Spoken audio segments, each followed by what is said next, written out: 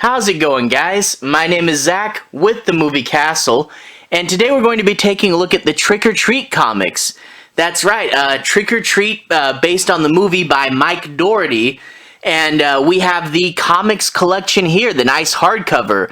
Mike Dougherty presents Trick or Treat, Sam's 10th anniversary collection from Legendary Comics.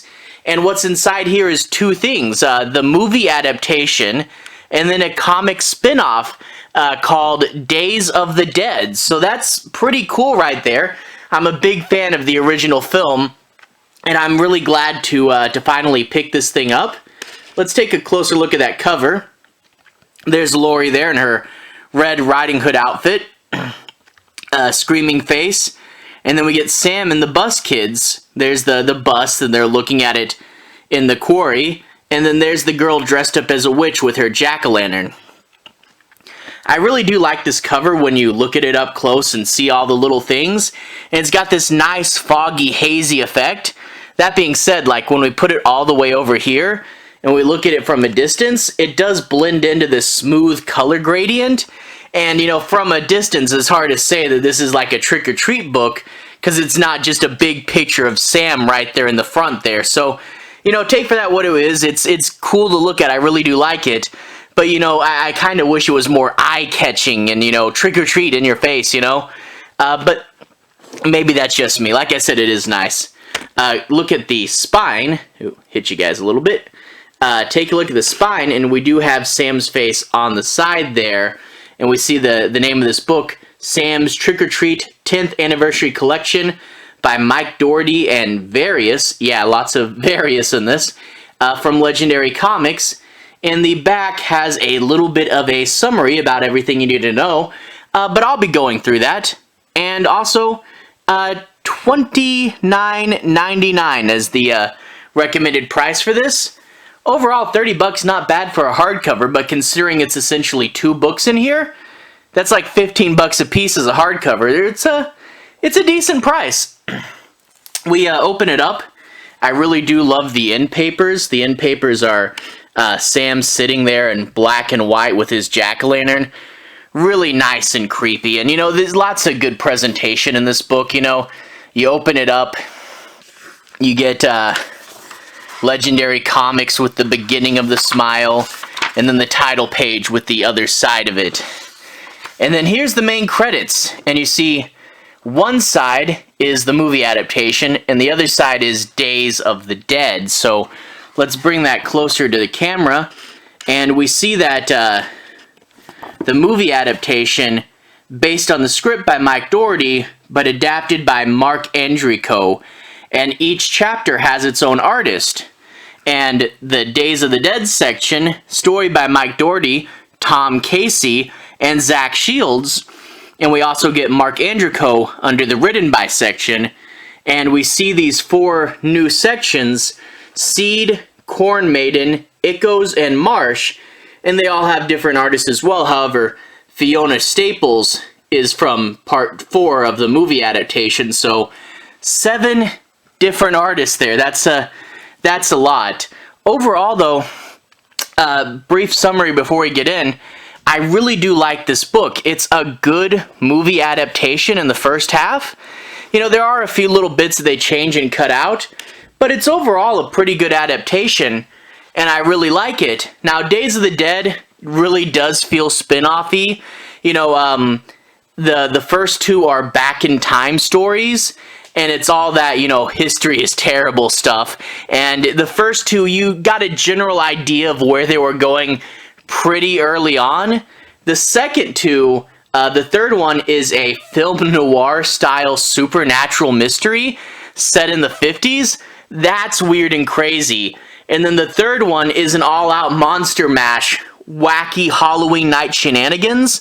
So yeah, I definitely like the second two better in Days of the Dead because they're more unexpected and they feel more Halloween-y. The first two are fine. I get, you know, wanting to explore Halloween history, but it's one of those where it opens up and I'm like, yeah, they're the bad guys. They're going to do something scumbaggy here and then get their comeuppance, and they're not bad, but just kind of predictable, you know? And because they're back in time, they don't feel super Halloween-y. But overall, those last two stories in Days of the Dead, I definitely recommend those. And the movie adaptation is pretty good. So with all that being said, let's go ahead and dive right in. I'm going to be talking about the plot, but I'm not going to be doing any major spoilers, but I do want to say my piece on a few plot points and make sure you guys have a basic understanding as to what the book's about. So let's go ahead and take a look at the movie adaptation first. We open up with the classic trick-or-treat introduction. It's the thing that everyone remembers with the opening part of the movie. There's chapter 1 there, and we get to see this nice painting of Sam. And anyway, we get the girl who argues with her husband. We're going to take down the Halloween decorations tonight. And when she takes down one of the ghosts, Sam pops up, and her husband goes to see what's up and what's taking her so long, and finds that she's been propped up like one of the ghosts. A really cool way to set the mood and get you wondering about who Sam is. Then we move on to the first story, where you get this bully character going around knocking down jack-o'-lanterns and, destroying Halloween stuff. And that, of course, is not good for the Halloween spirits. But he goes and he steals a bunch of free candy instead of taking one piece. Now, the guy whose house that is actually one of his teachers, and he sits him down to teach him a lesson about Halloween, why he carves this pumpkin, and tell him that he used to be a little brat like him, but then he learned the power of traditions. And I won't go any further into that because there is a good twist there pretty early on, but it becomes very much a hiding and sneaking around story. But a fun opening, And you'll notice as we jump into the next one, the artwork's going to be different each time. But then we jump to these kids. And these kids are going trick-or-treating, but they're also pushing around a cart looking for jack-o'-lanterns. They're collecting a whole bunch when they see this house. This is the house of the kid that's dressed up like a witch, with all the jack-o'-lanterns they could ever need and hope for. So they ask her, they say, hey, we'll let you come along if you give us some of your jack-o'-lanterns. And she asks what for, and they explain how back in time there was this bus full of kids who were all special needs, and their parents were tired with dealing with them, and they paid the bus driver to send them into the quarry. So they're going to go down there to pay their respects and maybe see the kid's ghost. It's a fun Halloween ghost story, and I love how all these kids are all dressed up in different little Halloween outfits. There's a picture of Sam with some really good texture on him. And overall, again, another really fun story. I'm going to blow through the book ones kind of fast because they're ones... I mean, not the book ones, the adaptation ones pretty fast because they're the ones you've seen in the movie already. But up next, we jump to the Little Red Riding Hood story, where you get this girl, Lori, and her friends, and they're trying to set her up with a date on Halloween night, and they're going to a big bonfire party, and they're like, Lori, go find a date. And while she's looking for someone, she finds this mysterious man in black who appears to be a vampire. And at first it looks like, oh, maybe she's found a guy, but pretty quickly turns out he's going to be trouble. I don't want to harp on this too long, but look what Barnes & Noble did. This is a security tag. It beeps if you try to steal the book, and you're supposed to stick that on the inside of the cover, and they stuck it right there. It's even going over part of a speech balloon. I, of course, lost my receipt, so... But yeah, Barnes & Noble, if you're watching, don't stick your security tags on pages! Anyway, another fun story right there. And then we move along to the one where Sam shows up for. You get this curmudgeony old man, and he's scaring away kids with his dog when they try to trick-or-treat from his house. And he just wants to be left alone Halloween night. And of course, not feeding the trick-or-treaters, it's going to get our old friend Sam mad at him. And yeah, Sam will pop up throughout all the different stories, and there's the jack-o'-lanterns. And I do like this art, a little looser and sketchier than the other ones. But this is Sam's big fight issue, and it's really, really fun, you know? And you get to see it going into, like, these oranges and blues, and there's Sam with his candy knife, and there's the pumpkin exploding, and that makes it dark, and I really do love this section. Love the art there, too. But anyway, that's the movie adaptation. Let's go ahead and jump to Days of the Dead, the new content, and take a look at these new stories. We open up, one thing here is they take place in different time periods, but our host segment is this little girl who's afraid to trick or treat, and her dad goes, or grandfather goes, "Hey, don't be afraid to trick or treat, let me tell you some stories." Now, these characters don't show up again until the fourth story, and to be honest, for a while I forgot there was a host segment. But also, if we look at the top, I think these are more of the book is Days of the Dead than the movie adaptation, so I think these are a little bit longer stories as well.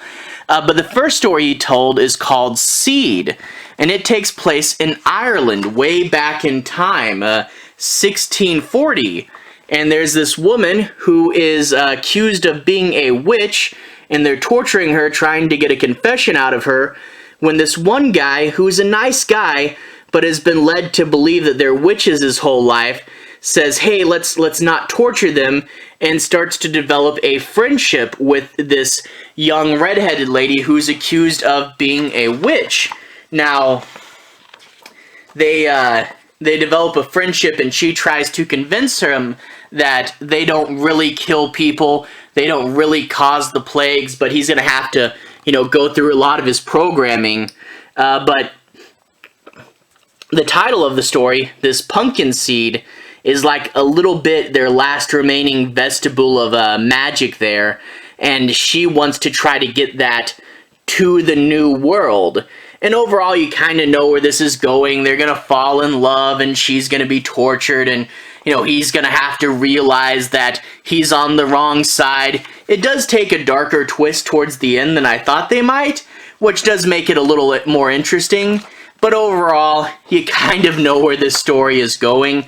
And that's kind of the same with this next one, Corn Maiden. And you get this fun cover there. And you get to see there's this one girl, she's really into folklore, and she's also pretty lonely because her dad drug her out west, and there's no one there her age, and her mom is dead. So she's really sad there. But then they run into a problem. They're about to open a big railway that will make them tons of money, but of course they find Indians living on land that their train really needs to go through, and they can't convince them to move. Now, while they're debating, the young girl does meet another young girl from the tribe. This is their first time, her first time talking to someone her own age in a long time, and she hears the legend of the Corn Maiden, a lady who was killed that was supposed to have magical abilities to bring the crops back. And she tells them, "Hey, we have a festival called Halloween. Can I come over and teach you guys how to celebrate Halloween?" And she will go over there, and something very dark will happen. It actually had a pretty deep and dark twist, way more. Again, like the first one, it went darker than I thought. Overall, you again kind of know where this story is going, but yeah, it's fun. It actually, you know, had a big surprise in how everything played out, and got really dark towards the end. I do want to show you if I can find it really quick. Sam does pop up a few times in these stories, not super big, but here there's a little doll of Sam there, so that's pretty fun. Moving right along to the third story, and these two I really do love. This one's called Echoes, and you get this grungy Los Angeles 1950s setting, and you get this guy, he doesn't really like Halloween. He's a private investigator, and his wife and son are dead, so he's really sad and upset. And one day this lady comes in, and I do like the shine in her glasses. This lady goes, "My sister's missing. Can you find her? I'll pay you lots of money."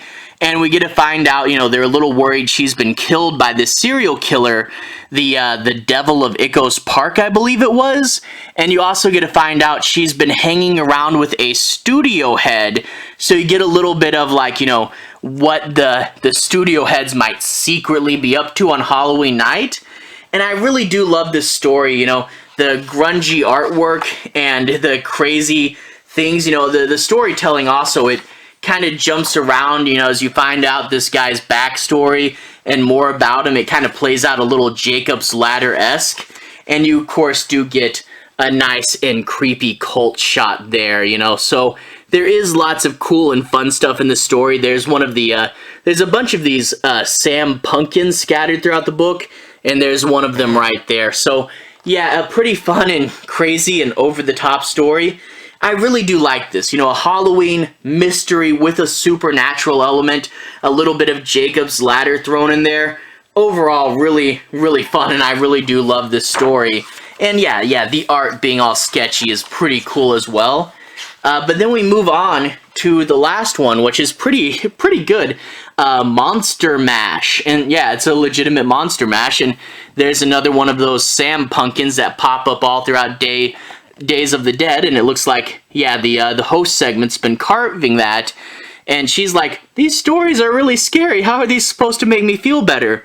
Well, let's tell you one last story, and you get to meet these two kids who were out on Halloween night getting into trouble and vandalizing things, and you get to see that one of their fathers is the local priest, and maybe it's just me, but does that guy look a lot like Peter Cushing? Hey, you can, you know, draw whoever you want. So yeah, let's go ahead and draw Peter Cushing there. And yeah, he doesn't like that the kids are getting into mischief. And even though the story pits a lot against him, they don't ever turn it around and make this character weak. You know, he always stands by what he says, you know? And hey, Peter Cushing, that's really cool. You can draw whoever you want. Why not make it Peter Cushing? And also, really love the nice art in here, by the way. But anyway, a bunch of eyes pop up around them. They're like, what's going on? And well, as it turns out, it is quite literally a monster mash. And all these monsters, like all these different things, you know, it's not just vampires or werewolves, it's everything. And let me find a page where we can see them better, but yeah, look, like there's even the witch flying in front of the moon. So yeah, it is a legitimately cool monster mash. There's a shot of all of them playing around the fire. It's really, really cool. But one thing they find out, a sort of a trick that helps them survive, is they find that if they put their mask back on, that the monsters won't notice, sort of, you know, playing into that old Halloween concept. You wear the costumes for safety, so they put their monster mask back on, and they can blend in with the crowd and have fun among the monsters. It's a pretty cool and fun story. One thing about it, though, is these monsters do wreak a lot of mayhem, and you have to go, I get the whole concept of letting loose and have fun, but are these monsters killing people? Because that really does change the tone of this story, if these monsters are actually killing people. But, who's to say? And they do address it towards the end, where one of the kids is like, oh, are we going a little bit too far here, maybe? But anyway, it's really fun just to see all the monsters coming around, everybody getting out there and have fun. You know, it's a monster mash. So I really did like that element, and I thought that was pretty fun, and hey, random Peter Cushing, why not? But anyway, the first part, the movie adaptation, pretty good. There are a few things every so often that are different. I did like, actually, that they had a different artist each time, because it was anthology. Days of the Dead, some of the stories are predictable. They also, because they're in different times, they don't intersect with each other really. And that's kind of a big thing with Trick or Treat, is they're supposed to intersect. And the first two don't really feel trick-or-treaty. They're the history of Halloween, which is kind of interesting, but they're not trick-or-treaty, and they're a little more predictable. But overall, I'd say still fun. But the last two, that's really where it kicks in. The supernatural film noir mystery and the freaking monster mash, those are fun. So overall, I definitely recommend picking it up, especially it's not terribly expensive, and it's finally some new trick-or-treat content. There's an opening here by Mike Dougherty where he talks about how the movie was kind of dumped onto DVD, and then he got so happy because the fans brought it back, and he really does thank the fans. And he says it's so surreal to see trick-or-treat stuff around Halloween. You're like, there's Sam, there's my character. That's really fun. And, you know, he does address, like, you know, how he wants to do a sequel, but how it's stuck in limbo at the moment. So this is like our only source of new trick-or-treat content, and you gotta love that. You gotta love that we got something right. But anyway, to everyone who's watched so far, thank you for watching. To everyone who's liked and subscribed, thank you. You are really helping the channel out. I'll put a relevant playlist on the bottom. If you guys want to see more, you can click there and see more. Anyway, have a good day. I'll see you guys again very, very soon. Relevant playlist on the bottom. Have a good day now.